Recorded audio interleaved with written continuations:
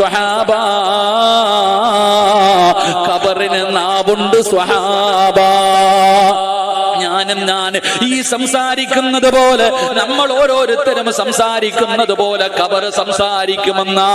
നാവുണ്ടടാ ചെറുപ്പക്കാരാ, ഖബറിന് നാവുണ്ടടാ പൊന്നുമോനെ. നിനക്കത് കേൾക്കണോ? ഖബറിന്റെ സംസാരം നിനക്ക് കേൾക്കണോ?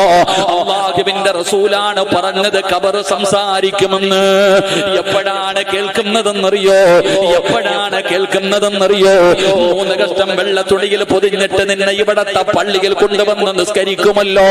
ആ നിസ്കാരം കഴിഞ്ഞ് നിന്റെ ജനാസ ആ പള്ളിപ്പറമ്പിലേക്ക് കൊണ്ടിറങ്ങുമ്പോ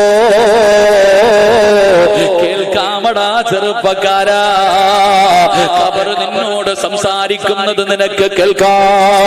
അതുകൊണ്ട് ഉസ്താദേ നന്നാകണം നന്നാകണം നന്നാകണം നന്നാകണമെന്ന് ആഗ്രഹമുണ്ട്. പക്ഷേ